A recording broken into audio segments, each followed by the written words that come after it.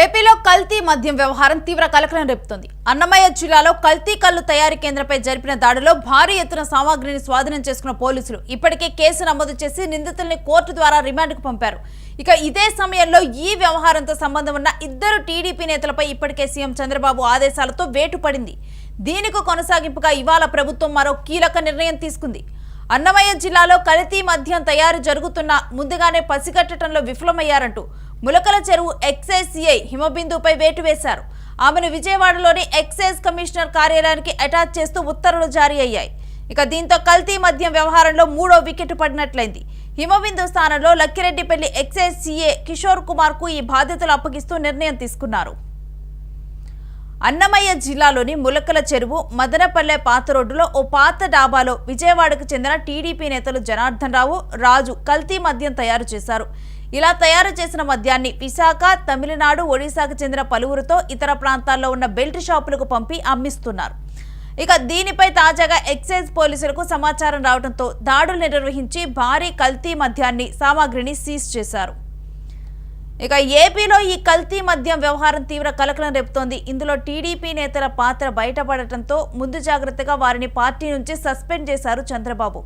ఇక ఈ మేరకు కూడా సీఎం ముందుగా కూడా వాళ్ళని సస్పెండ్ చేశారు. అయితే ఈ కేసులో ఎంత పెద్ద వారైనా సరే వదలొద్దంటూ కూడా సీఎం ఆదేశాలు ఇచ్చారు. అయితే రాష్ట్రంలో గత వైసీపీ ప్రభుత్వంలో లిక్కర్ స్కామ్పై సిఐడి, సిట్ పోలీసులు దర్యాప్తు జరుపుతున్న తరుణంలోనే ఈ వ్యవహారం బయటికి రావడంతో కూటమి సర్కార్ ఆత్మరక్షణలో పడింది. దీంతో నష్ట నివారణ చర్యలు మొదలయ్యాయి. ఇందులో భాగంగానే టీడీపీ నేతల సస్పెన్షన్తో పాటు ఎక్సైజ్ సిఐపై బదిలీ వేటు వేశారు. ఇదేనా? అదే మేడం. బీర్ డాష్ తీస్తా.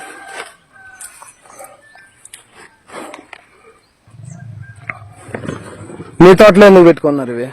ఏడు పెట్టేసిపోయి మొన్న కాయలు పెరుగుతుంటే ఆ బదిన కేడా ఉండే. నమస్తే సార్. కేకు ఇక్కడ ఒక 4 బాక్సులు దొరికినాయి. జరుగుతుంది. ఒక 180 ml బాటిల్స్ అన్ని ప్లాస్టిక్ బాటిల్స్, ఖాళీ బాటిల్స్ అన్ని పెట్టుకొని ఉన్నాడు. జరుగుతుంది. ఒక 180 ml బాటిల్స్ అన్ని ప్లాస్టిక్ బాటిల్స్, ఖాళీ బాటిల్స్ అన్ని పెట్టుకొని ఉన్నాడు. జరుగుతుంది. ఒక 180 ml బాటిల్స్ అన్ని ప్లాస్టిక్ బాటిల్స్, ఖాళీ బాటిల్స్ అన్ని పెట్టుకొని ఉన్నాడు. ఇవన్నీ కూడా దానికి సంబంధించిన మిషనరీ. ఇంకా లిక్కర్ తయారవుతుంది.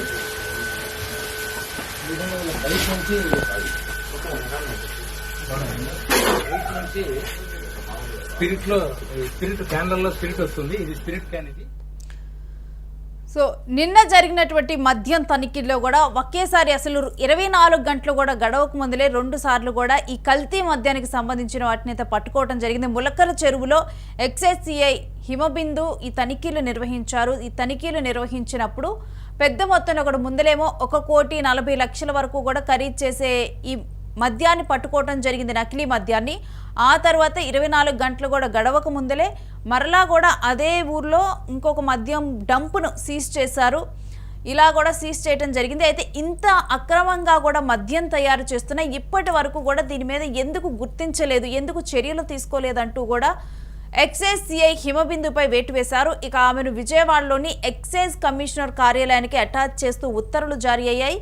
అయితే కల్తీ మద్యం వ్యవహారంలో ఈ వ్యవహారంతో కూడా మూడో వికెట్ పడినట్లయింది. ఎందుకంటే ఇప్పటికే టీడీపీ నుంచి ఇద్దరిని కూడా తొలగిస్తూ కూడా ఇటు సీఎం డెసిషన్ తీసుకున్నారు. ఎందుకంటే గత ప్రభుత్వంలో మద్యం కుంభకోణం, ఏపీ లిక్కర్ స్కామ్ కూడా ఎంత పెద్ద ఎత్తున జరిగిందో ఇప్పుడు దర్యాప్తు జరుగుతూ ఉంది. ఈ కేసులో ఇప్పటికే కూడా అనేక మంది అరెస్టు కూడా అవ్వటం జరిగింది. మరొకటి ఎంపీ మిథున్ రెడ్డి కూడా ఇప్పుడు ఇంకా జైలు జీవితం గడుపుతున్నారు. ఆయన బెయిల్ కోసం ప్రయత్నిస్తున్నప్పటికీ కూడా ఆయనకి బెయిల్ కూడా దొరకటం లేదు. సో ఒకవైపు ఏపీ లిక్కర్ స్కామ్ అనేది కూడా ఇంత సీరియస్గా కొనసాగుతూ ఉండగా ఇప్పుడు మరలా నకిలీ మద్యం ఇప్పుడు ప్రస్తుత ప్రభుత్వంలో కూడా బయటపడటంతో కూడా ఈ అంశాన్ని చాలా సీరియస్గా తీసుకున్నారు సీఎం. ఇంత జరుగుతుంటే కూడా ఎక్సైజ్ శాఖ అధికారులు ఏం చేస్తున్నారు అంటూ కూడా ఇక ఆత్మరక్షణలో పడ్డారు. ఎవరైతే దీంట్లో ఇన్వాల్వ్ అయి ఉన్నారో వాళ్ళు టీడీపీలో ఉన్న వారిని అయితే సస్పెండ్ చేయడం జరిగింది. ఎక్సైజ్ శాఖ అధికారి హిమబిందు స్థానంలో కూడా లక్కిరెడ్డిపల్లి ఎక్సైజ్ సిఐ కిషోర్ కుమార్ కు ఇప్పుడు ఈ బాధ్యతలు అప్పగిస్తూ కూడా నిర్ణయం తీసుకున్నారు. ఒకవైపు వెంటనే కూడా ఇంత పెద్ద మొత్తంలో నకిలీ మద్యం పట్టుబట్టడం కూడా ఒక సంచలనంగా మారితే ఆ తర్వాత వెంటనే కూడా దీని మీద చర్యలకు ఉపక్రమించడం అయితే ఇప్పుడు వార్తల్లో నిలుస్తున్న అంశంగా మారుతుంది.